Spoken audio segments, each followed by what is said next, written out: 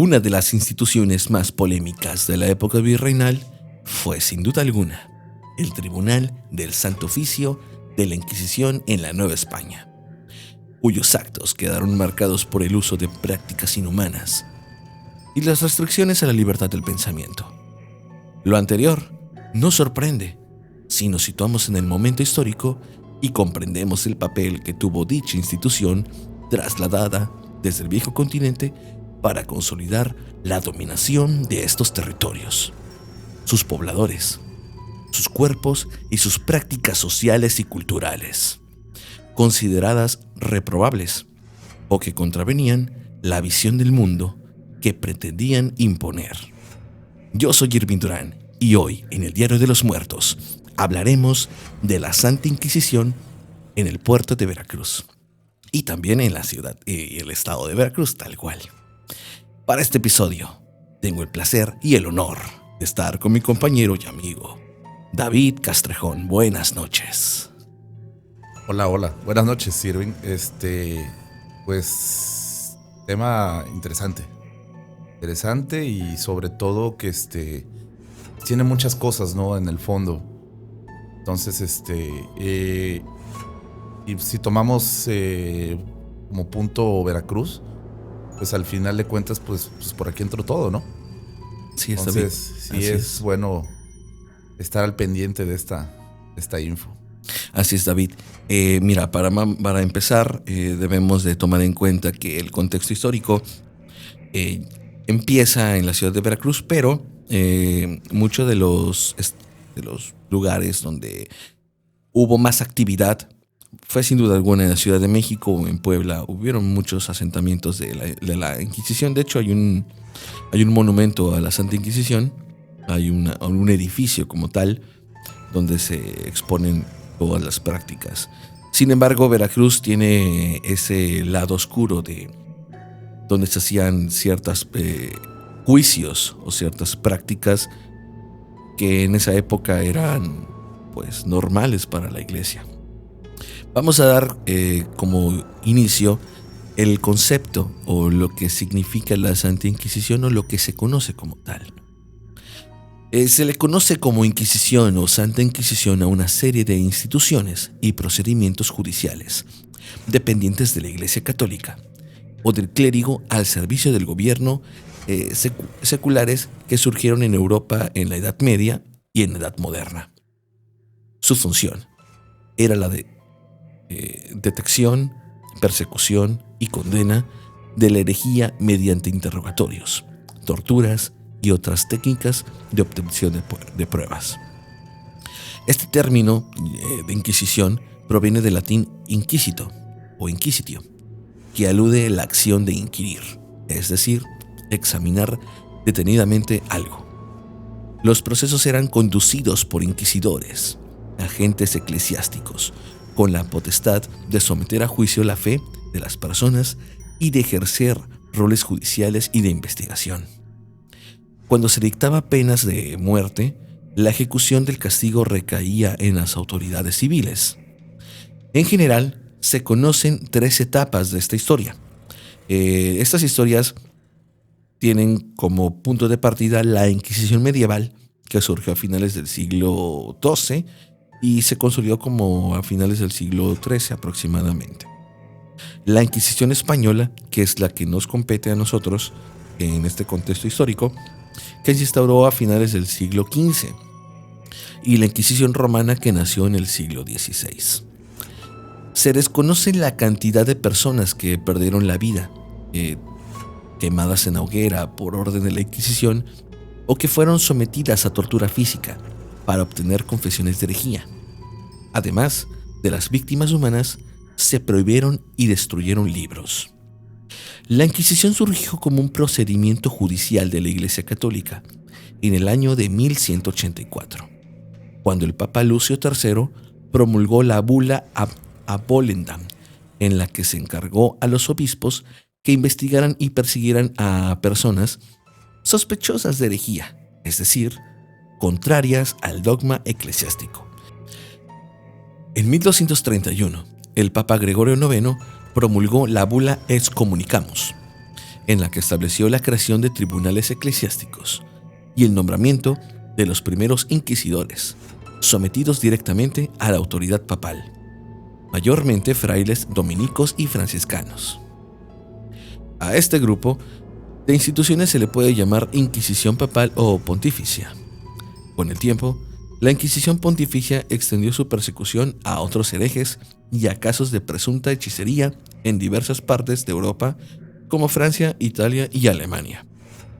La difusión de manuales inquisitoriales como prácticas de la Inquisición de Bernardo Guti o Bernardo Gui permitió la estandarización de los procedimientos.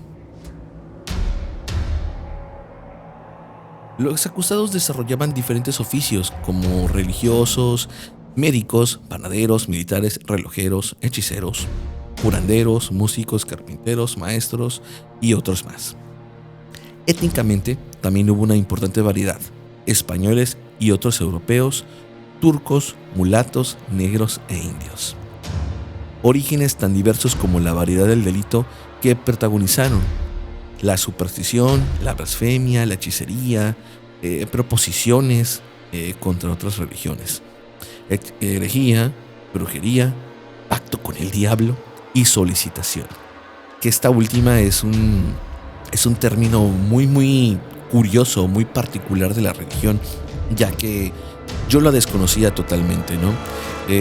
Técnicamente la solicitación es como una especie de, pues, que quien está al servicio de Dios tiende a, ¿cómo le podemos llamar? Abusa de su autoridad como cura, como sacerdote, para poder solicitar prácticas sexuales. Entonces, o sea, ya poniendo la arbitrariedad. Sí, técnicamente la solicitación se da en que, por ejemplo, yo como un sirviente de Dios aprovecho mi autoridad o aprovecho mi posición como eclesiástico para poder ya sea no sobornar, pero sí, no, porque no, sobornar no es, pero sí utilizo mi postura como un servidor de Dios para poder obligar a alguien a que haga lo que yo quiera hacer. Un ejemplo muy claro es: tú te vas a confesar y tú tienes, no sé, tal vez 2, 3 pecados que para ti son bastante fuertes, y la condición que yo te pongo para poder salvaguardar tu integridad, ya sea pues de paz o con Dios, es ponerte una condición. ¿Quieres ser salvado? Pues haz lo que yo te pido. Sí, totalmente es un condicionamiento. Es un condicionamiento. Entonces, para las personas que ya sean mujeres o niños, pues los condicionaba el sacerdote para hacer sus actos ilícitos. En este caso, actos de forma sexual. Y los condicionaba y les decía: ¿sabes qué? ¿Quieres que yo te libre de tus pecados? Haz lo que yo te pida. Entonces, lo usaban para saciar sus placeres bajos, ¿no? Sus bajos instintos. Entonces, esas solicitaciones eran condenadas. Se identificó que en el principal delito registrado fue el de la solicitación. Claramente explicamos qué significa. Cometido por religiosos pertenecientes a órdenes mendicantes. Destacaron los franciscanos Joaquín Camacho en la ciudad de Veracruz y Manuel González en Orizaba, ambos en 1757. Francisco Monfort en Jalapa, en 1761, Francisco de Vera en 1762, así como las carmelitas Bartolomé de San José, y en 1754 Diego del Santísimo Sacramento, en 1763, y el dominico José Río del Rosario en 1756. Otros religiosos también acusados por el mismo delito fueron el capellán del navío La Nueva España, Alonso de Herrera, que en 1754, después de Antonio Solís, presbítero y confesor, en 1763. Así como el sacerdote confeso Francisco Arroyal, todos ubicados en Córdoba. De todos estos casos, el acusador fue el señor fiscal de N7, El segundo lugar se ubica la blasfemia, con 3 casos en Córdoba, en 1759 y 1761, 2 en Veracruz, en el 59 y en el 60, y uno en Jalapa en 1755. Destacan algunos de los dichos pronunciados por los acusados. Hubo un caso también muy curioso en la ciudad de Jalapa. Lucas pidió a una mujer un cigarro y comentó que este tabaco que le daba era el que se la chupaba a nuestro Señor Jesucristo cuando andaba enamorado en el mundo.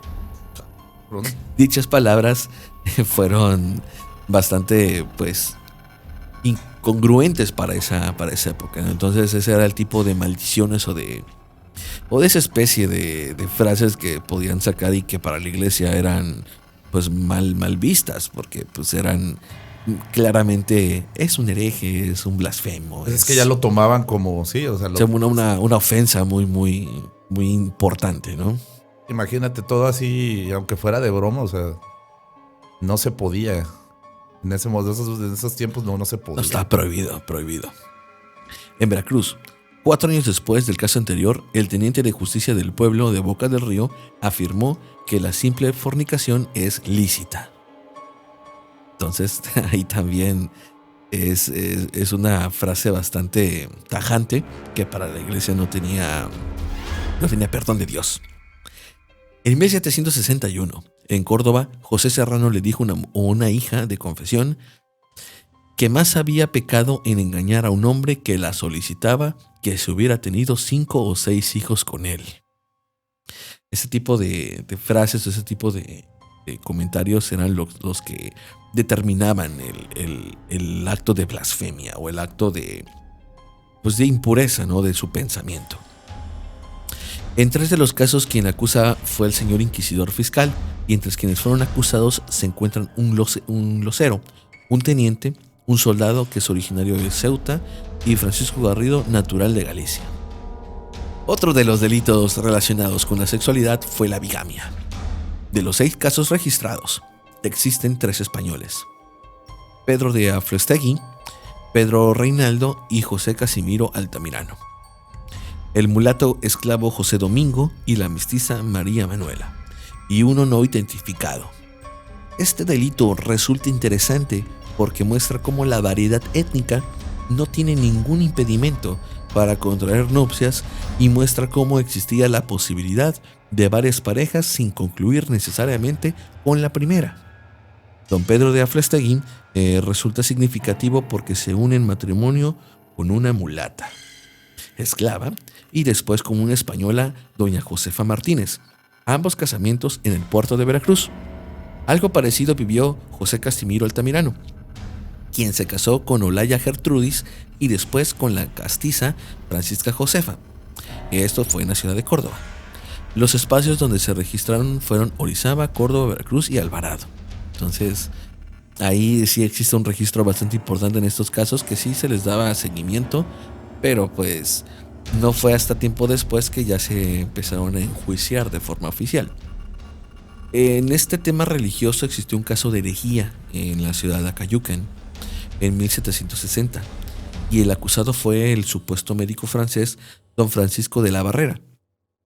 Muy cercano a esto estuvo la adivinanza de las habas, una práctica frecuente entre sectores femeninos, como sucedió en Jalapa, en el año de 1755, de cuyo caso solo se conoce a la acusada Antonia Josefa Blanco Navarrete. Otras alternativas religiosas fueron vigiladas en el territorio veracruzano, y una de ellas fue el judaísmo desarrollado en Jalapa en 1755, donde se vieron involucrados 2 varones: el acusador, don José Garzón, y el acusado, don Miguel de Espejo, muy probablemente ibéricos. En 1763, en Córdoba también hubo una denuncia que atentaba contra el orden. En ella, don Gregorio Pérez Torillo, después de confesar a una mujer, le aconsejó se valiera de un cirujano o boticario para que le diesen remedio y disimular que no era la doncella y poder casarse. Lo que sin duda demuestra la importancia del matrimonio para la sociedad novohispana, el requisito de la virginidad para acceder a ese sacramento y la posibilidad de resolver, en caso de que ya no existieran, la condición de doncella. Ah, cabrón. La verdad es que ya en esos años era importante, ¿no? Pero tener ahora sí que la práctica de poder regresar a la virginidad, ya se hacían esas técnicas, ¿no? Entonces, para el estatus sí era muy, muy importante que se prevaleciera o se guardara esa virginidad, pues para la condición de doncella, como lo acabo de comentar. Pues es que imagínate, en una base conservadora, pues se tiene que seguir ese lineamiento. Sí, esa tradición como tal, ¿no? Sí, así es. Así es. Y mira, y por último, es necesario destacar, porque obviamente, como el podcast habla de terror, habla de misterio, debemos de destacar esta presencia del diablo. Existe un pacto demoníaco en Veracruz en el año de 1758, el cual se desconoce por la denuncia de...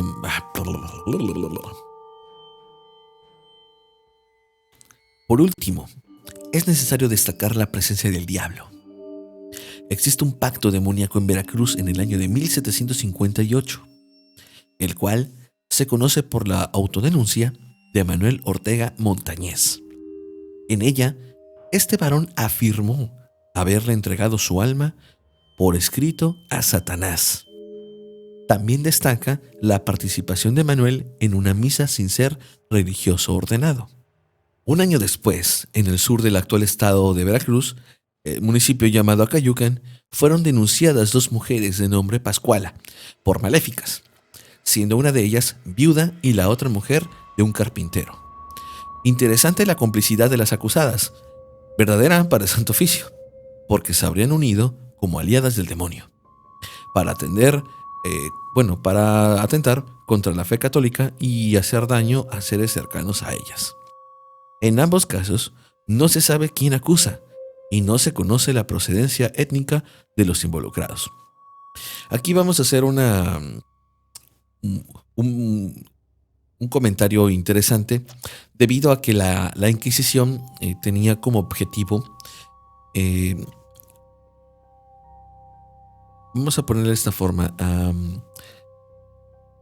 condenar ciertos actos que el Estado o el delito que se perseguía de forma civil era como una especie de filtro, vamos a ponerlo de esa forma, un filtro donde los casos civiles, donde cada quien denunciaba ciertas cosas, la iglesia tomaba esos casos que aparentemente eran de herejía, de blasfemia, de casos de solicitación, esos sí eran más pertinentes a la iglesia, ya que en esos años la iglesia estaba muy metida en el Estado, cosa que actualmente para nosotros es un poco diferente, ya que la iglesia ya está completamente separada del Estado. Afortunadamente, y no tiene influencia sobre ella.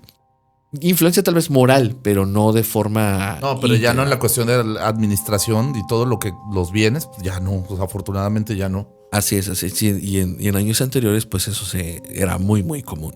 Uno de los casos, como que te comentaba, más interesantes de la Inquisición, y que a mí me queda también una duda abismal, es el caso que no fue aquí en México, fue en el caso de Galileo Galilei, quien sigue los conocimientos de Nicolás Copérnico y hace que la Inquisición se fije en él, a tal grado de que es condenado a arresto domiciliario y obviamente confeso de su herejía. Oh, cierto, sí. Entonces, y de hecho, ahorita que lo mencionas, pues sí, está más que sabido que se despidió como todo un rockstar. Bueno, en este caso, el hecho de que sea condenado, muere en su habitación, muere en su hogar, pero tiende a decir estas palabras de Epur si move, ¿no? Uh-huh. Aún así se mueve o se sigue moviendo. Bueno,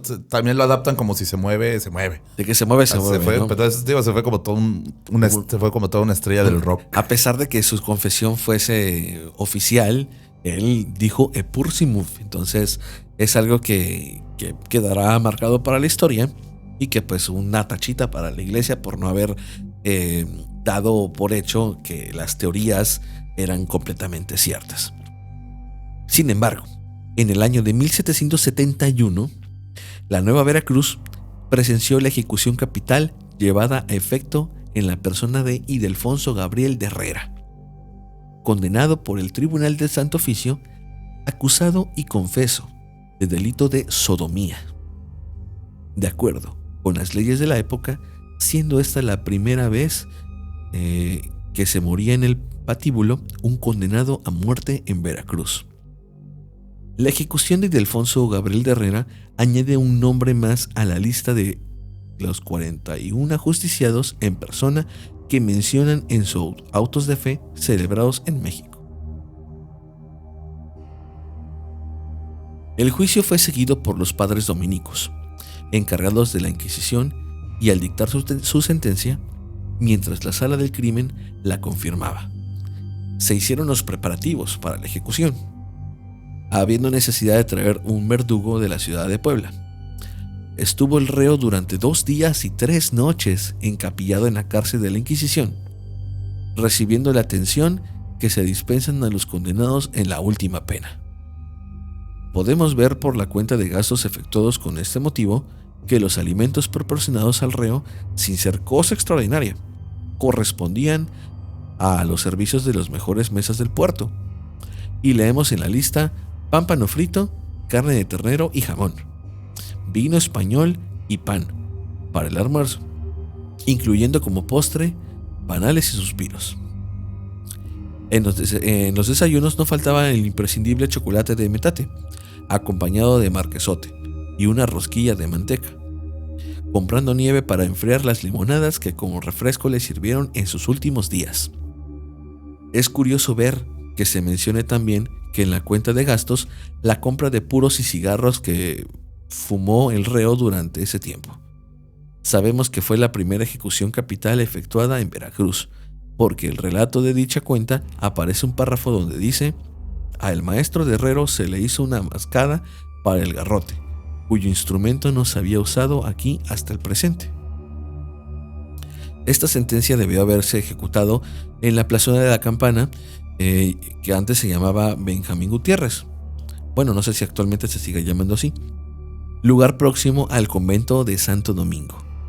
Y el cadáver fue quemado en el mismo sitio de la ejecución, figurando en la cuenta de gastos la cantidad de 6,000 reales pagados a hombres que cargaron la leña para armar la hoguera.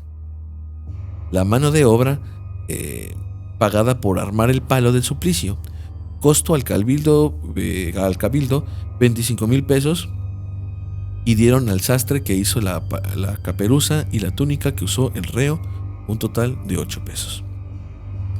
La verdad es que yo leo este relato. Bueno, es una historia que tomamos de un libro, y se me hace un poco, yo creo que ilógico el hecho de que al reo condenado a muerte se le haya dado alimento y cena y cigarros y puros en su lecho de muerte. Déjate de la alimentación. Lo consintieron, cabrón. O sea, lo consintieron, vaya, bastante sabroso. Yo creo que todos esos gastos fueron de los mismos empleados. Yo creo que sí, imagínate, los cigarrillos, el vino español.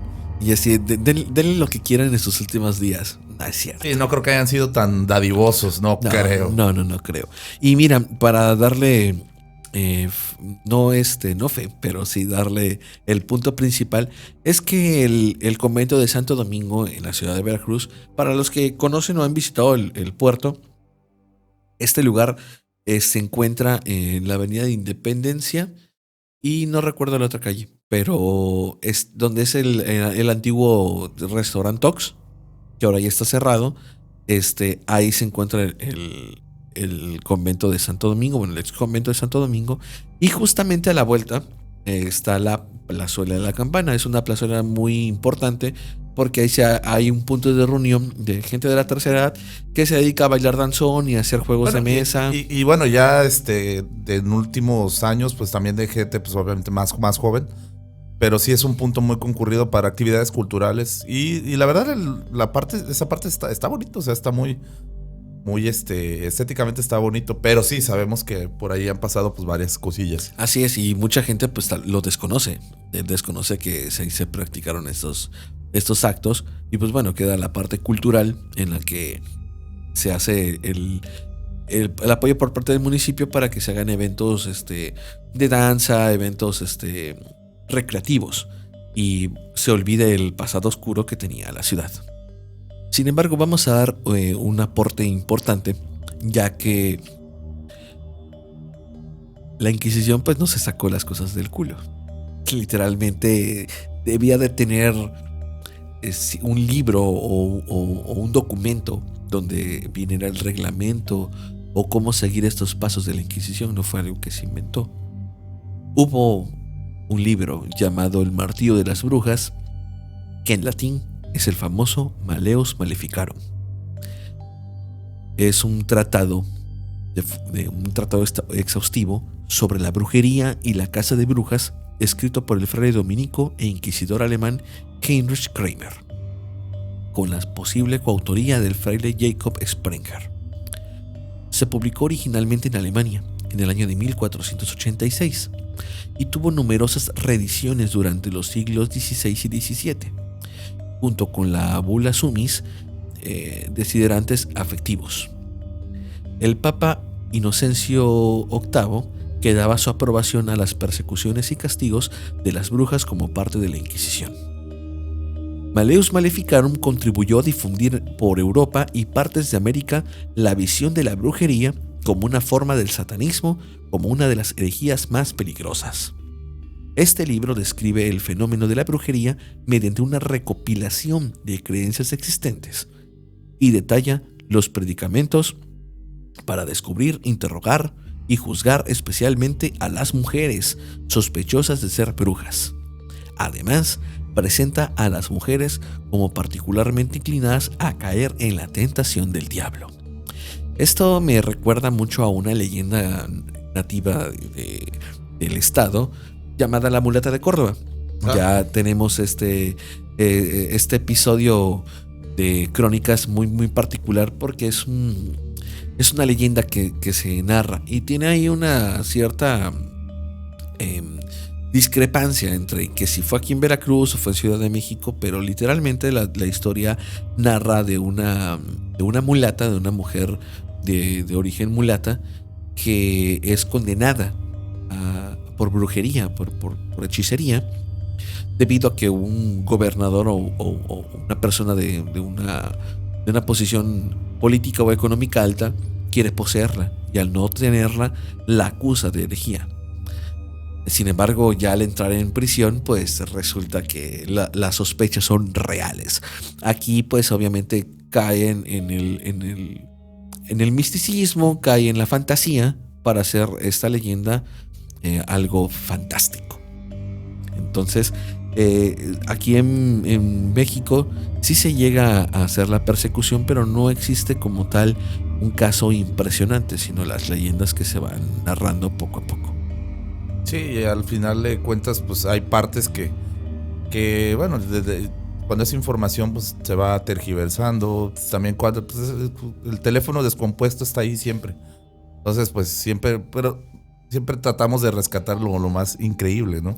Aunque sepamos que pues tiene muchas dudas, pero bueno, en mi caso, me gusta creer esa parte. Así como que, pues es que se escucha muy, muy, muy chido. Sí, nos gusta creerlo, porque sí, por algo está escrito, y por algo tal vez la imaginación del ser humano lleva a que una mentira contada muchas veces se vuelva realidad, pero no dudo que también haya pasado, así que tal vez nos quedemos con la duda, pero de que existe la narración existe, y pues bueno, nos vamos a quedar con que fue cierto. Y aquí en este caso, en el estado, pues sí es parte del folclore, como muchas cosas. Así es. Y ya como aporte principal, debo de dar esta nota, porque en su momento yo tampoco la sabía y me hiciste el gran favor de dármela a conocer, y es importante que también lo nombre porque es algo muy curioso y se me hace algo muy, muy interesante, ya que se puede mencionar a dos aventureros de origen inglés llamados John Field y Robert Thompson. Sí. La verdad es que estos personajes radicados en la ciudad de Sevilla decidieron emprender el viaje a la tierra, a esta tierra de los tesoros, y tras sufrir un embate de un huracán llegaron a San Juan de Ulúa. El problema es que perdieron el barco, estaban prácticamente desnudos y no tenían dinero y ni nada de comida. Sí, llegaron pelones ya. Llegaron sin nada. Poco a poco, la pequeña tripulación fue muriendo y Thompson, siendo el único sobreviviente, fue llevado a la Ciudad de México, donde se puso al servicio del español Gonzalo Cerezo, al ser interrogado acerca de la negociación de obediencia al Papa por parte de la nación inglesa. Thompson no tuvo de otra más que afirmar que todo era cierto, y eso provocó que fuera el denunciado ante la Inquisición y por ende encarcelado. El juicio fue implacable.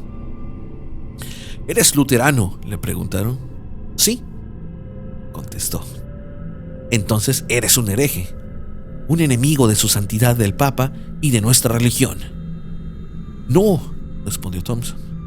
Yo soy un cristiano y amo a Cristo. El juicio de Thompson fue el primer auto de fe celebrado en la Ciudad de México. ¿Por qué mencionamos esto? Porque todo empezó y salió por el puerto de Veracruz. Puerto de Veracruz. Y bueno, también ahí sí Thompson se vio muy baboso. Pues sí, la verdad pecó de ingenuo. Posteriormente, y después de un largo viaje con grilletes, Thompson termina encarcelado en las cárceles inquisidoras tras un intento de fuga a regresar a España. La verdad es que la historia es un poco interesante y también un poco, pues, que peca de inocencia, ¿no? El hecho de que, pues bueno, tal vez pudiste haber dicho la verdad y ya, pero bueno, todo pasa y pues no le puedes también jugar a una institución que tenía el poder de mandar y decir, porque tal vez si su respuesta era contraria, también igual te podían haber condenado. Entonces, sí, y bueno, obviamente aquí en la descripción vamos a dejar la referencia del libro, de este libro donde leímos esta historia. Pues realmente sus intenciones no eran del todo malas, o sea, pues obviamente por toda la cuestión de la expansión en la navegación, pues ellos vieron que se iban las expediciones, que se iba toda esta misión y regresaban pues con tesoros. Y obviamente estos dijeron, vamos a hacerlo.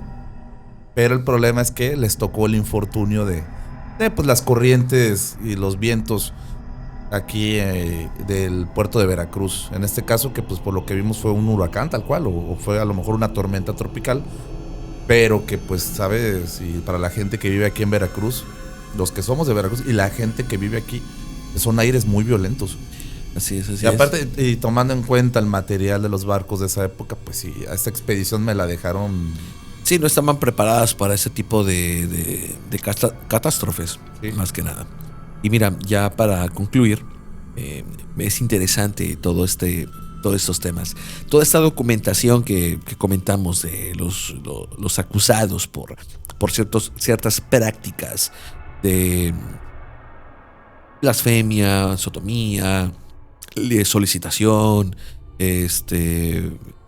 cualquier índole que la religión consideraba de herejes, o que tenía que ver con el diablo, o que tenía que ver con algún otro tipo de prácticas que no eran aptas para la iglesia, pues eran condenadas, ¿no? Entonces, afortunadamente, pues ya no vivimos en esos tiempos, pero queda ese contexto histórico y que, sin duda alguna, se debe de conocer, porque pues es parte de nuestra historia. Y pues bueno, como parte de este podcast, yo los invito a que nos sigan en la página de Facebook e Instagram. También estamos como Muertos Podcast en Facebook e Instagram. Que se puedan suscribir también a la página de YouTube. Estamos como el @el Diario de los Muertos. Y pues nos pueden seguir en Spotify, en Google Podcast y Amazon Music. La idea del podcast es que nos sigan en todas las redes sociales para que esta comunidad crezca y pues crezca más. La verdad estamos bien orgullosos porque estamos viendo el avance bien importante, y la verdad estoy bastante contento porque ya lo dimos en el episodio anterior, de que va a haber colaboraciones y va a va a haber bastantes sorpresas interesantes y bueno, dejar dicho también que el estreno de nuestros nuevos jerseys, que es el Diario de los Muertos podcast, que ya los tenemos en este lado, a ver si contigo a ti, de tu lado de tu cámara se ve mucho mejor. La verdad es que ya empezamos a tener un poco de mercancía que próximamente vamos a sacar a la venta y bueno, nos pueden mandar unos mensajitos y pues bueno, también para las personas que nos están siguiendo constantemente va a haber unas sorpresas, también hay unos regalitos. Pues bueno, aquí creo que aquí sí se ve el Diario de los Muertos aquí. En el tuyo creo que también se ve bastante bien. No saqué el tal. Perdón, no. Sí, no, ese yo lo saqué de este lado, pero sí. Y ya Pero bueno, recurrentemente sale en el... sí, se sale en todos los episodios anteriores. Ahorita agarré uno más ad hoc, que es un cráneo, pero pues bueno, es parte para que se vea. Ajá, es parte de la indumentaria, pero bueno. Y pues bueno, el siguiente episodio hablaremos de un tema ya bastante actualizado. Acerca de un sitio al que fuimos. Sin embargo, al nuestro escepticismo, pues daremos nuestra opinión personal. Sin embargo, debe haber gente que vivió exactamente lo contrario. Entonces, quien tenga una opinión distinta a la de nosotros, pues puede también entrar en este debate, entrar en estos comentarios para que nos hagan ver si en realidad este sitio está embrujado, hechizado, si tiene esta temática fantasmagórica, existen espectros que aún viven en ese sitio. Entonces podemos hacer esta dinámica bastante interesante. Sí, desde el momento que lo empezaste a abordar dije, ya sé para dónde va esto. Sí, una buena experiencia, por cierto. También para nuestros amigos que nos acompañaron en esa travesía, sí, estuvo bueno. Digo, ya lo mencionaste, no nos pasó nada, pero pues hay gente que dice lo contrario y vaya. Hay videos. Se entiende. Bueno, tan solo los videos que fueron famosos, bueno, que siguen siendo muy reproducidos todavía, que pues dicen lo contrario, ¿no? Así es, mira, la verdad es que yo veo los videos y digo, esto es muy fake, pero puede que sí exista. La verdad es que si llega a existir, pues bueno, pues que se grabe. Pero ya no quedará en mí que diga yo lo fabriqué o yo hice esto para ganar suscriptores. Pues no, la verdad es que no. No era el caso. No es el caso. Así que bueno, ya sin más que agregar, David, ¿tienes algo que comentar? Pues no, solo decir que pues ya lo que comentaste, lo importante de esta institución o servicio secreto de la iglesia, porque pues básicamente es como era la labor de inteligencia, pues ya se mencionó. Obviamente es el querer lograr ese sincretismo religioso, pues al final de cuentas se hizo, pues a veces de mala forma. Y pues desgraciadamente, pues por eso uno se queda con ese concepto, ¿no? De que, pues es que eran matanzas. Quisieron hacer las cosas bien por las formas que no eran. Y pues bueno, ¿por qué se saca a relucir eso? Lo mencionaste también. Pues porque cuando iba a la Ciudad de México, y en este caso lo que mencionamos, lo de Thompson y Phil, pues al final de cuentas, todo era que él iba para la Ciudad de México, pues ¿por dónde entraba? Por el puerto de Veracruz. Así es, David, así es. Y pues bueno, ya de mi parte sería todo. Yo soy Irving Durán. Yo, David Castrejón. Y esto es El Diario de los Muertos. Nos vemos la próxima.